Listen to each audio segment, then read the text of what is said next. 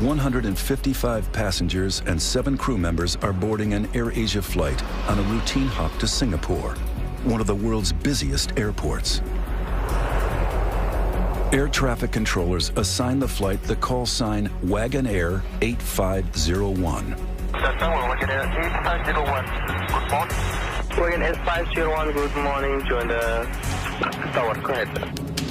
At the helm is Captain Irianto, a 53-year-old former fighter pilot with more than 20,000 flying hours under his belt. The co-pilot is 45-year-old Frenchman Remy Emmanuel Placel. He's flown over 2,000 hours. Also on board is 22-year-old trainee flight attendant Karanisha Haidar Fauci. The planned route from Surabaya crosses over the equator through latitudes that are home to the world's most destructive weather, known as the Intertropical Convergence Zone. It's the hottest place on the planet, I think, is the sea surface temperatures in the Intertropical Convergence Zone. That means there's lots of moisture going into the atmosphere from the ocean. Water vapor is the fuel for tropical storms. It's where the energy comes from. Although it's warm air that creates storms here, when it reaches high altitude, temperatures within the clouds drop dramatically to as low as minus 112 degrees Fahrenheit, as cold as winter in Antarctica.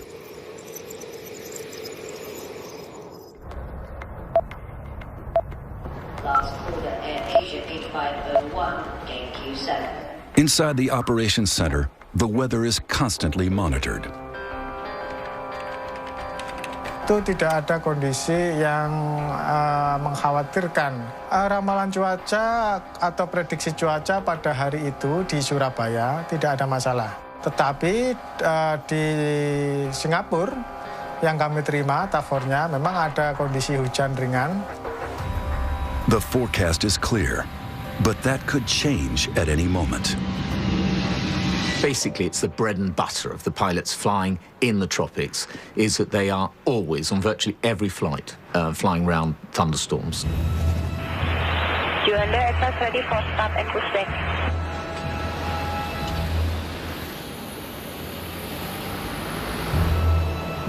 The plane is an Airbus A320, one of the most technologically advanced in the skies, and the world's best-selling single-aisle airliner. Wagon Air 501, clear to Singapore, Mike 635, level 240 initial. This plane has flown 13,500 times, covering more than 23,000 flight hours. Wagon Air 501, clear to takeoff.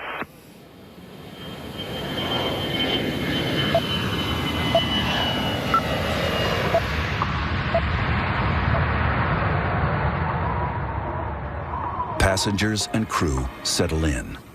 25 minutes into the flight, the plane is cruising at around 32,000 feet, now operating on full autopilot. A lot of the time, the plane is being flown by the autopilot. It's a normal flight. There's nothing abnormal about the situations or the scenario we're in. The Airbus 320's autopilot system consists of 7 computers.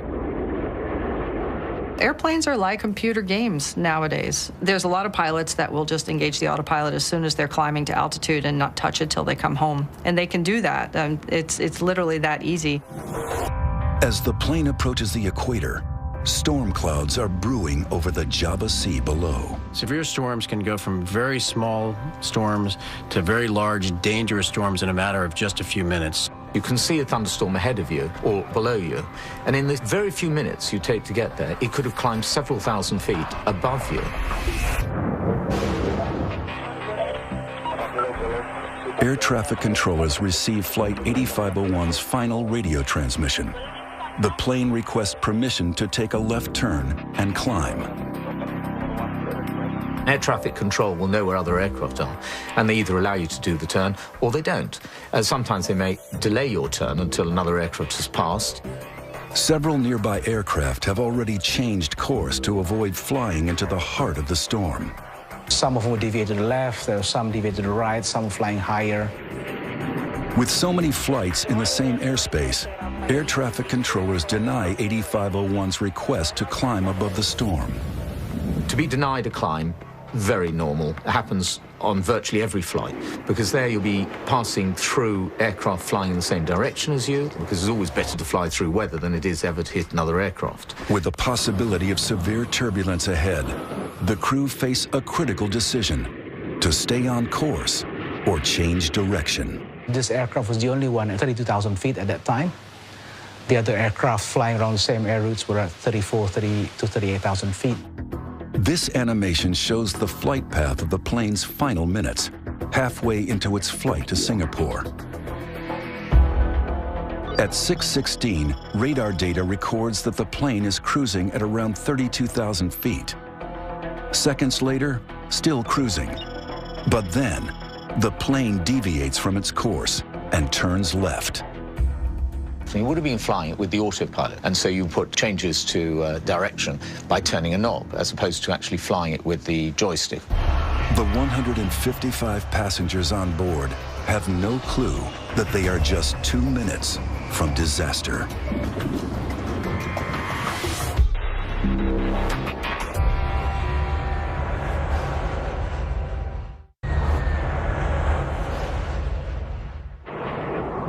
December 28th, 2014.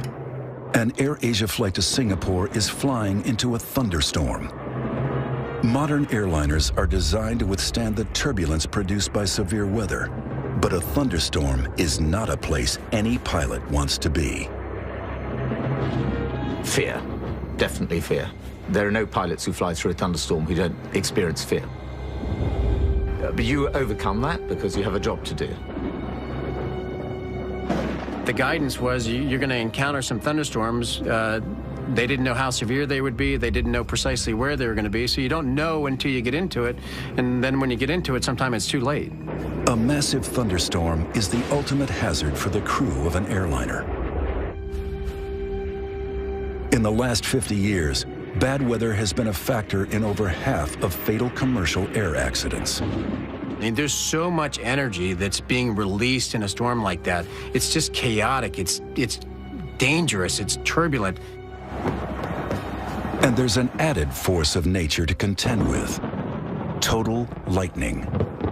Total lightning is both the cloud-to-ground lightning that we're all accustomed to seeing when it hits the ground, but in severe storms, there's 10 times as much lightning that is up in the cloud. At 6:16, radar data records that the plane is cruising around 32,000 feet. But then the plane turns left, and for reasons as yet unknown, it climbs steeply.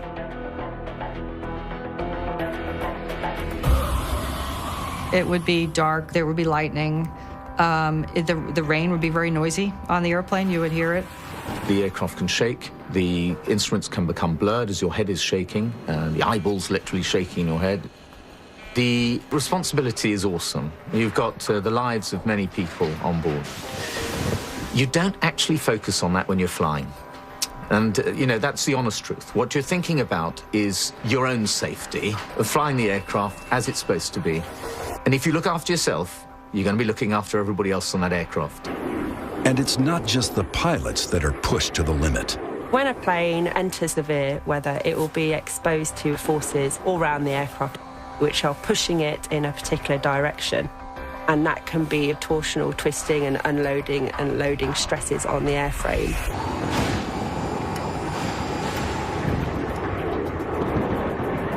The plane climbs through 37,000 feet. As it climbs, its speed slows to just over 400 miles per hour. Just 20 seconds later, the flight is around 38,000 feet. Then, it slows down even more. At 6:18 a.m., the plane goes missing from radar.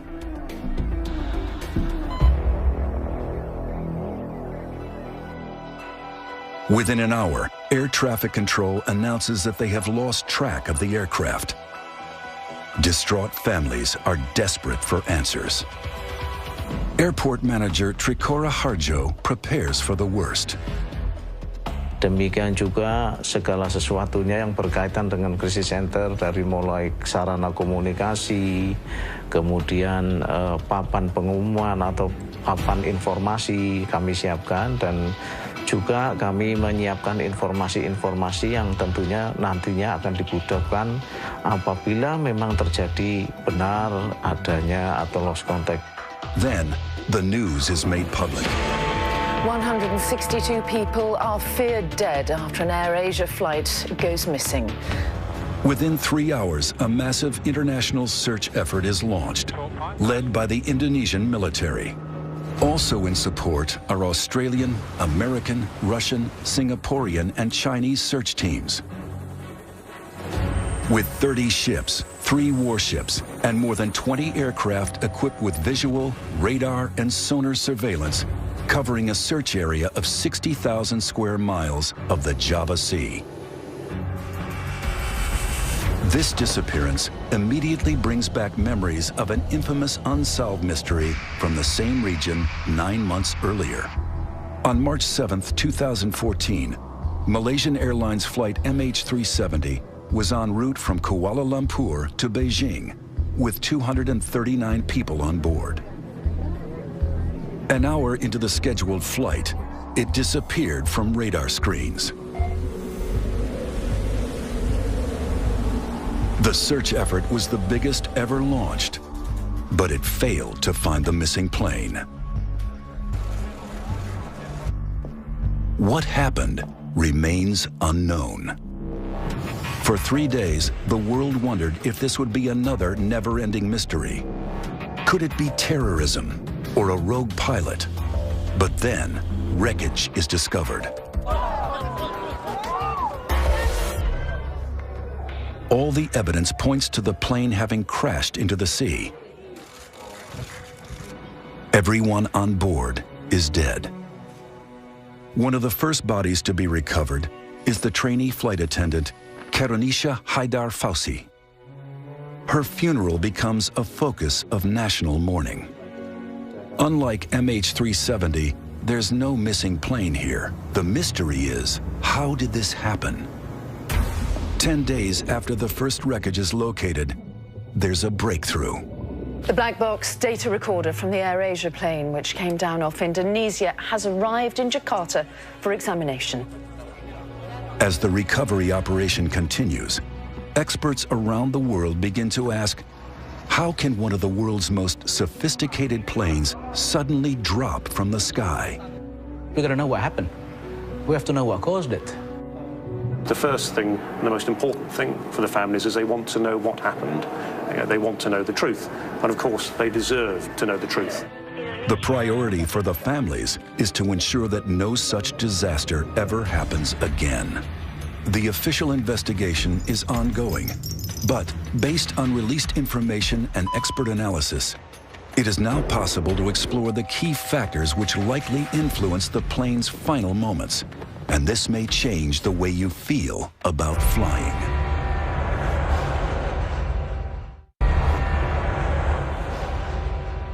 Though the researchers have the flight's black box, it only tells part of the story. Investigators dig into the data to tease out the accident's origin. We understand that there are 3 conditions that can cause the accident. First, the instrument, maybe the airplane itself, human error, and the last thing is the weather situation. The first question is, what caused the plane to climb so fast? After cruising at around 32,000 feet, the plane turns left and climbs steeply. Just 40 seconds later, the plane is over 37,000 feet. 38,000 feet. That's a climb of nearly 6,000 feet in less than a minute. 3 times faster than normal and outside the parameters set by the autopilot. So was the plane out of control, or was it direct pilot action? 6,000 feet per minute is a pretty hefty climb at altitude, no less, when the performance isn't as good. It's possible that they pulled the nose up and traded speed for altitude. That is possibly what happened, that the aircraft was climbed too steeply. But there could be another reason. It's possible that they got into an updraft and they were carried up by a bubble of air, basically. It's very turbulent and very chaotic and very dangerous. And what goes up has to come down. So you have a massive updraft, and then you get a massive downdraft. And that's just a terrible scenario for a plane and a pilot. You don't want to go into that. Experts have a good idea what happened after the plane got above 38,000 feet. The AirAsia flight must have stalled. Most people understand a stall as they would when they're driving a car, and that would be the engine stopping. That's not the case with aircraft. An aircraft stalling means that the airflow has actually broken away from the wing, and the aircraft no longer flies at this point. It is literally falling like a dead weight in the sky. The engine is still running, but the plane is falling. To see how this affects aircraft in flight, test pilot Dr. Guy Grattan is examining the profile of a wing in a wind tunnel. In the wind tunnel, you can see the flow demonstrated by these lines of smoke. At level flying, the airflow is steady around the wing. But then, as the angle of attack changes, just as it would in a climb, this happens. You reach a point where the flow starts to separate, starting at the rear top surface, and then it breaks up completely. This is known as the stall. Guy is going to put his skills to the test by pushing this plane to its limits and stalling it. Aerodynamically, the stall happens when the flow has broken up on the upper surface of the wing and it ceases to lift efficiently, and that causes the aeroplane to fully or partially lose control. This light aircraft is a Grumman AA-5, but the aerodynamic principles are the same for any plane, including the AirAsia flight. If the aeroplane stalls, a good pilot should be immediately reducing the angle of attack and increasing the power to recover. If they don't do that, what's likely to happen is an increased rate of descent, and either the aeroplane will remain in the stall until it hits the ground, or the aeroplane can enter a spin. For an unprepared pilot, the effects of a stall can be catastrophic. During takeoff in Afghanistan, after its cargo shifted to the back of the hold, this freight plane stalled.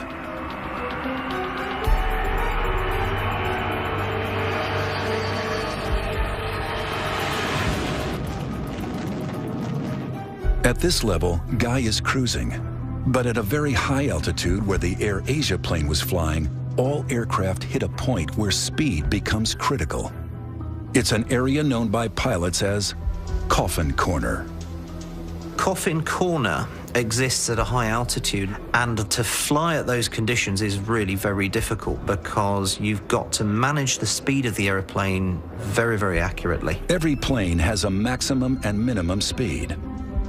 The complicating factor is the higher the altitude, the smaller the margin of error between going too slow and going too fast.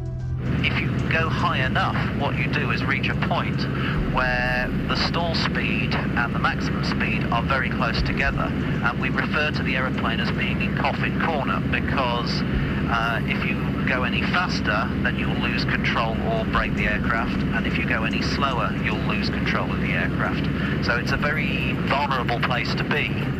Whether or not you're high up in a Coffin Corner or at low altitudes, a stall possesses a unique challenge for a pilot. I'm just going to reduce the power, and then I'm going to hold the nose up. The effect of that is going to be that the speed's going to bleed off. Anything below 60 knots risks a stall. Okay, just closing the throttle now. You can see the speed is bleeding off now. At 65 knots, I've got a stall warner. Could this be what happened to the AirAsia flight? The airplane started to wallow. You can see the nose coming up. I've lost view of the horizon in front of me. It's about 55. I'm about to lose it.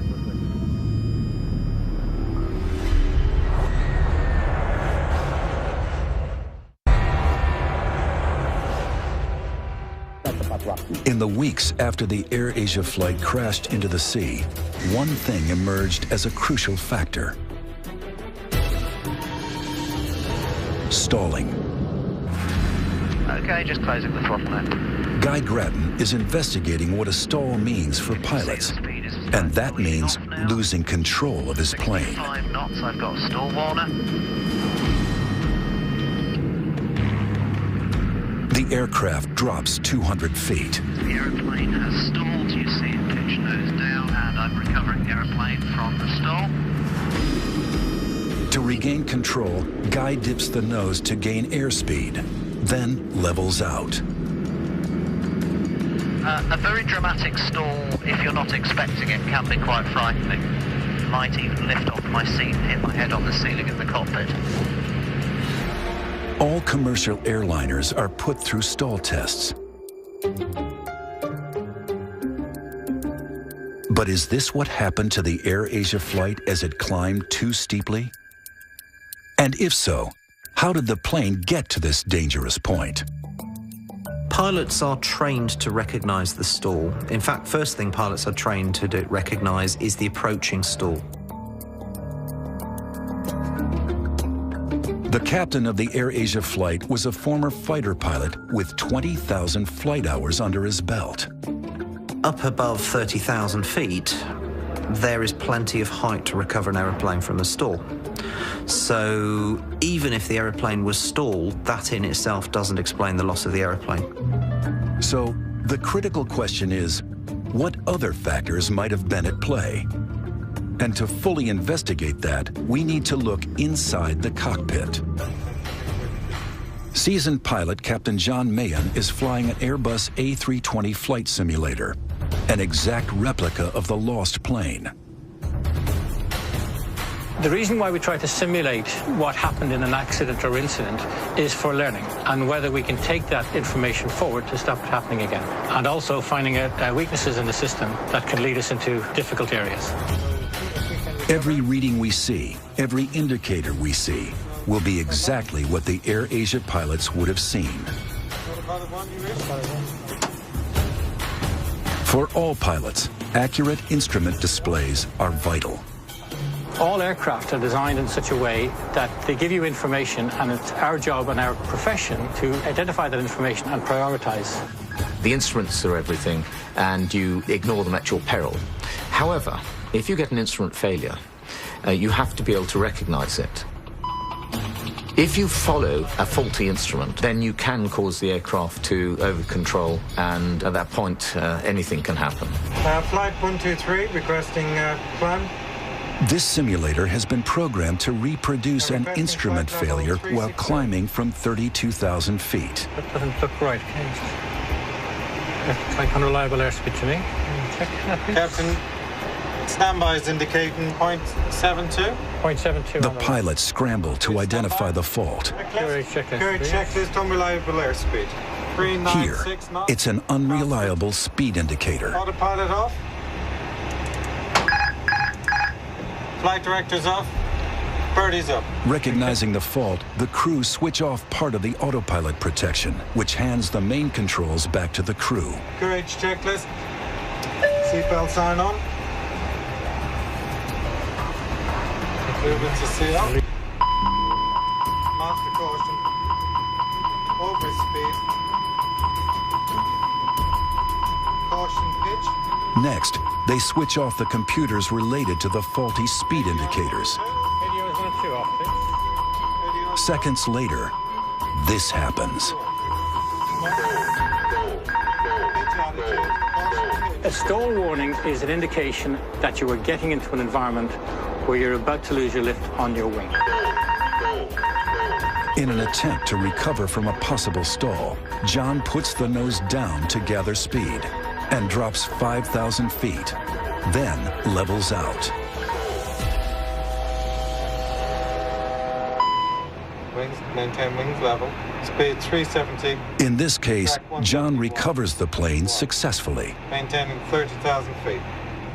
In the case of the AirAsia flight, we know that the Airbus 320 climbed rapidly and that it probably stalled at 38,000 feet.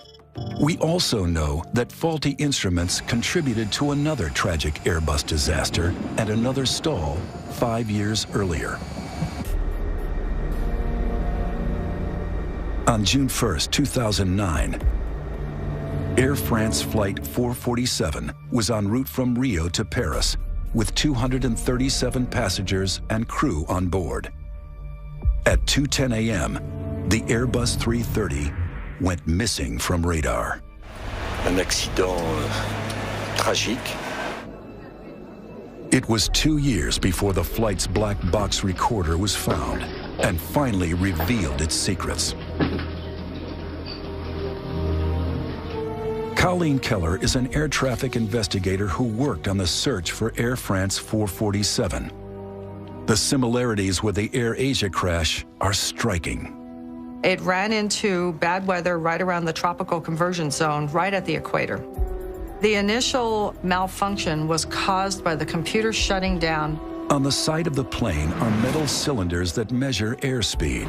They are called pitot tubes. The investigators discovered that the tubes had frozen over, causing the instrument readings to go haywire. The computer literally said, "I can't function, I'm confused," and it shut down. After the computer shut down, the pilots were forced to hand fly the airplane in a very difficult area, which is very high altitude. These are some of the actual words spoken by the pilots as recorded by the cockpit voice recorder. Qu'est-ce que vous voulez? T'as le contrôle de l'avion, là? They had the throttles back and they had the nose up, so both those combined to make it start to go very slow. They pulled the power back because they thought they were going too fast, and that put the airplane in a stall on a steep descent, like kind of a floating down descent. Unknown to the Air France passengers, the plane had dropped 10,000 feet per minute. Probably most people were sleeping or trying to sleep. There was a lot of turbulence. The lights were dimmed, and it would have felt like that the whole way down. I don't think people realized what was going on. In the cockpit, faced with unreliable instruments, the crew didn't realize that the plane was in a stall. If they had, the pilots could have recovered control. Instead, they continued to drop towards the sea. Putain, va taper. C'est pas vrai.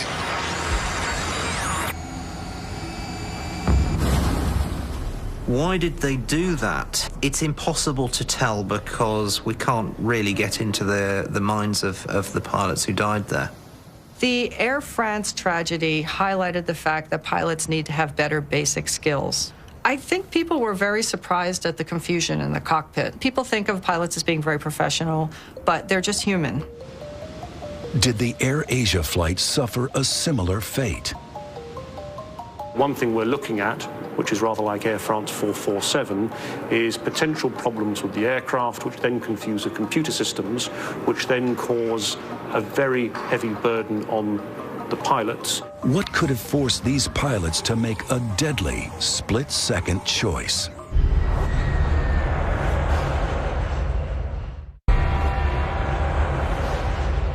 Flight 8501's tragic final moments may have come down to something seemingly innocuous: ice. Icing is a very big concern for all aeroplanes. Icing can change the aerodynamics of the plane, but as we learned from Air France, it can also affect key systems. There may well be an issue here about freezing of sensors. Satellite weather data from the day of the AirAsia crash reveals incredible freezing temperatures in the clouds. At the top of the storm, it's nearly as cold as the coldest day in Antarctica, as low as -112 degrees Fahrenheit. This wind tunnel replicates flying through a typical cloud at a temperature of just -4 degrees. Here, a pitot tube is put to the test. If the heaters that are supposed to keep the tubes warm fail, this happens. Ice blocks the tube, which means in the cockpit, the readings the pilots receive could be incorrect. But with no suggestion from the AirAsia authorities that these airspeed indicators failed, it remains speculation.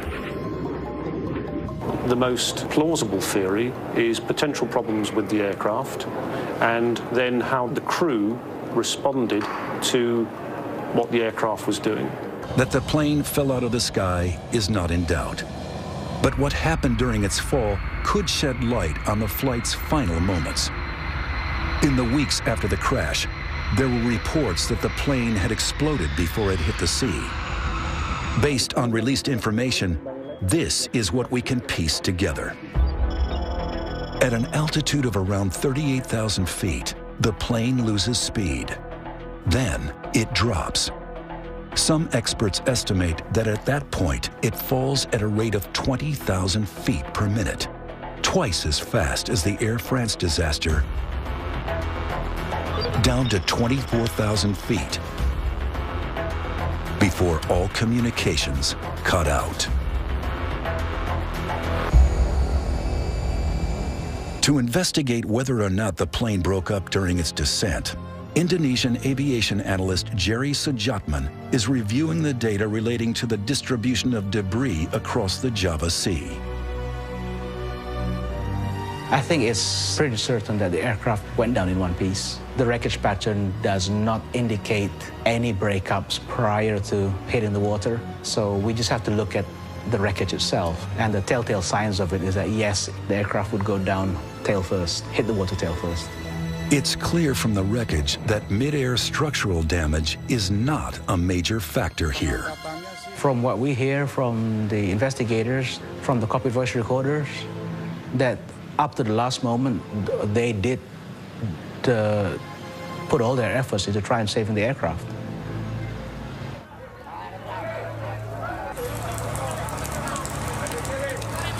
The official investigation is ongoing.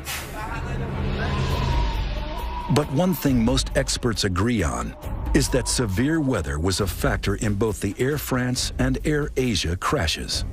In the last 50 years, weather has contributed to over half of all fatal commercial airliner accidents. But there's one type of turbulence that doesn't occur in stormy skies, and it could affect all of us.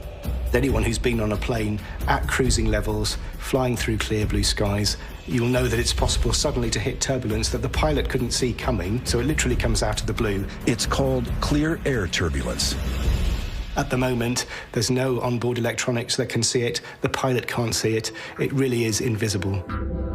Inside pockets of air, wind direction changes suddenly and severely. It's been known to cause structural damage to planes and has caused injury and death. The shocking truth is that an AirAsia type event could happen anywhere in the world today. There's still not the technology in place for controllers and pilots to make sure that they don't fly into severe weather. Here at the University of Tokyo, Professor Suzuki is looking to change that. I believe the air travel becomes safer and safer. However, we have to establish a new technology to overcome the weather conditions. Clear air turbulence is invisible, so it's very difficult for an aircraft. It can change the acceleration of the aircraft and attitude suddenly. It's very dangerous. This device is designed to detect it. Behind this lens is a shortwave ultraviolet laser. It's a technology called LiDAR. It detects clear air turbulence by spotting currents of water molecules. This is our LiDAR systems. It's prototype one. And this is an optical antenna. And this antenna can receive the reflection from a laser beam. In flight tests, this LiDAR system detects the range of moving water molecules in the air at a distance of up to 18 miles. The aim is to develop a more streamlined onboard turbulence early warning system within years. So there is a possible future there for us in which we could see fleets of airlines fitted with this technology, making encounters with severe turbulence a thing of the past. There's one more advance being rolled out that is set to revolutionize our skies. And it might help prevent an AirAsia type crash in the future by tracking planes in real time.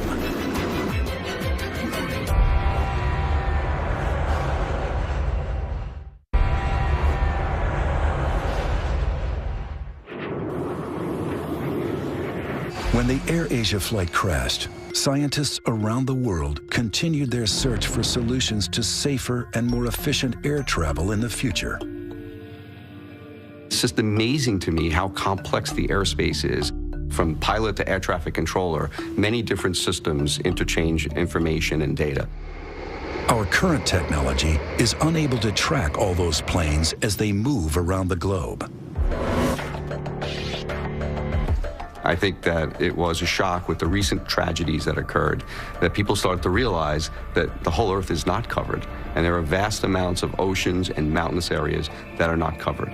It's estimated that 70% of the world's airspace is out of the range of radar. Currently, what controllers see when aircraft are crossing the oceans are a dot that was placed by an airplane reporting back, say, 10 minutes ago, and they know where it's supposed to be 10 minutes later. So really, there's a 10-minute gap, which is basically 80 miles apart. That's because there's no real-time surveillance or tracking of that aircraft in between. Here at the Ariane facility in Virginia, engineers are changing that. This is one of the most revolutionary advancements in air traffic control since radar. 66 Iridium satellites are readying for launch for full operation in 2018. The satellite network will cover the globe, receiving signals from every plane everywhere on the planet, relaying information to controllers on the ground. Think of it as a GPS receiver on board all of the airplanes that transmits its precise location in real time to air traffic control authorities. By putting an ADS-B receiver on board each satellite, we realized that we would create something that was not possible before. If this technology were available now, MH370 would have been better tracked, and the AirAsia flight would have been found within hours, not days. With second-by-second information, air traffic controllers will be better equipped for a quick response to pilots who need a sudden change of altitude. The AirAsia flight might not have been denied permission to climb to avoid a storm. The altitude changes are important because a lot of those requests are a function of weather. So when the pilot says he's over a particular point and he's requesting to change altitude, the controller will have the screen to look at, and the pilot will have a higher rate of responsiveness from the controller based on the fact that they have a shared situational awareness. Global tracking of flights will make managing flights safer and more efficient. But a critical issue remains. There's one unpredictable factor that's a cause in up to 80% of all air crashes: human error. I think the public is wondering how safe flying is. People are afraid of airplanes crashing because the crashes are so horrific when they happen. A lot of people die at once, and they think about that. But truly, aviation is a lot safer than most other forms of transportation. However safe day-to-day flying is, the fatal Air France crash tells us that too much technology in the cockpit can cause confusion. You've got a very highly automated aircraft, and crews sometimes struggle to deal with the complexities of the automated systems, and they are not trained to deal in an emergency or difficult situation with manually flying an aircraft. Are pilots becoming over-reliant on computers? Pilots today have lost their skills. They're not hand-flying the aircraft as often as they have done in the past, and therefore when they have to do so, they're not as skillful doing it. And there's no question about it, because practice makes perfect. But overall, we're much better off with this automation. The answer seems simple: more training and more experience at the helm. Everybody knows that pilots should probably be flying manually more than they are doing. Technological advances are seeking to keep up with ever-increasing demands for travel and making flights better able to cope with increasingly violent weather. But for the families of the passengers and crew of the AirAsia flight, their hope is that a tragedy like this will never happen again. They want future accidents to be prevented of a similar type. And so it is vital that the causes are identified for what brought this aircraft down, and more importantly, that those causes are then acted on so that other families don't have to go through what the AirAsia families have gone through.